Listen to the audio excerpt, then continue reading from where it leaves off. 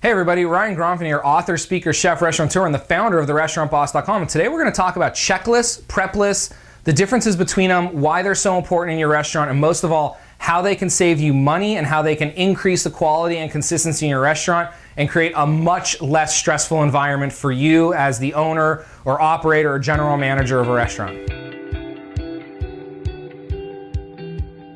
Okay, so let's get right into this. So checklists are a place for you to list all of the items that need to be on a particular station for a particular period of service. They can be used for bar, they could be used for server stations, in the kitchen, anywhere you need in your restaurant, you should have checklists. And then a prep list is the things that need to get done in that day. Now, I've got a standard system for both. I'm gonna share them with you right now. I'm gonna bring up on the screen the checklist that I like to use. So as you can see on this particular checklist, it's got obviously the name, well, I blanked out, but the name of the restaurant, what station it's for, and what period of time. So this one is a breakfast checklist, but you should have checklists for every station. AM saute, PM saute, AM grill, PM grill, et cetera, whatever works for your restaurant.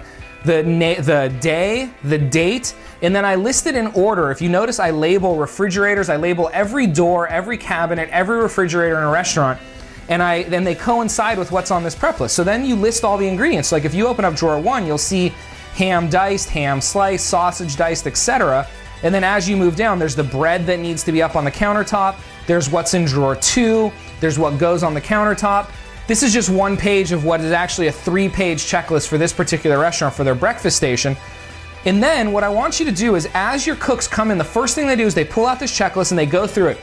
If they don't need the item, I want a straight line through the blank box for the item and the day, a straight line, and you can see it on the screen.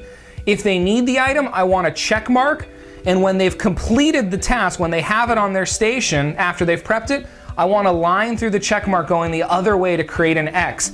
The reason I do this is I don't ever like to skip spaces. So when you come in and check up on your cooks, you can instantly look at it and know how much work they have to do and know that they did a complete job. When they skip spaces, it sometimes questions whether they're actually doing it or they're not doing it. It just makes this a foolproof system. Now I'm bringing up on the screen here an example of a prep list that I fill out that you should have your cooks, fill out yourself and train them to do it this way. So if you notice at the top, it says items I need before service, and then it says items I need today, and then it says things I'd like to do.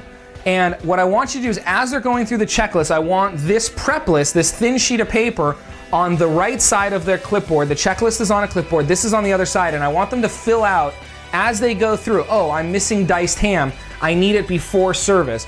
Oh, I'm low on diced onions, but I've got enough for today, but I need to do diced onions today.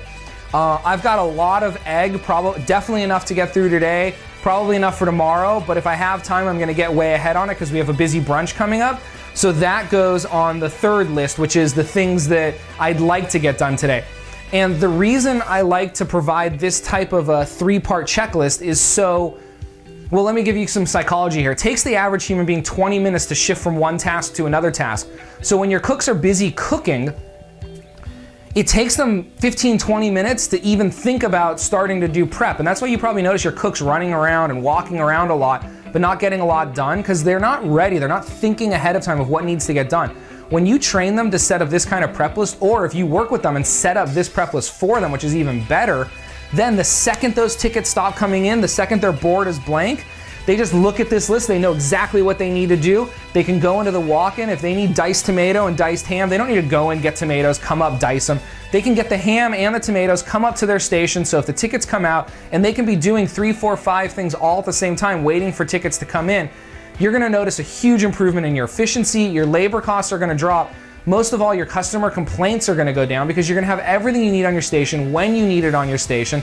And this is just one more system for you as a manager to manage. You don't actually have to do this. Your cooks do this. You just have to come in before service, right when your cooks come in, make sure they're doing it, and then maybe a half hour before service, get a judge on how far along their list they're going, so you know if you need to reallocate some resources to make sure that everything is ready to go and up to your standards when service comes around.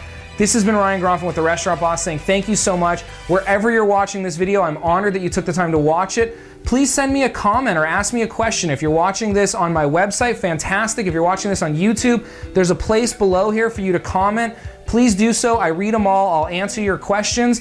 As well, if you're not watching this at therestaurantboss.com, head over www.therestaurantboss.com. I give away fantastic free training for restaurant owners over there. And you got to come over and check it out. It's also the only place you can access this blog. Is you need to come to The Restaurant Boss and register so I can give you your free link to get more videos like this. Thanks again and have a wonderful day.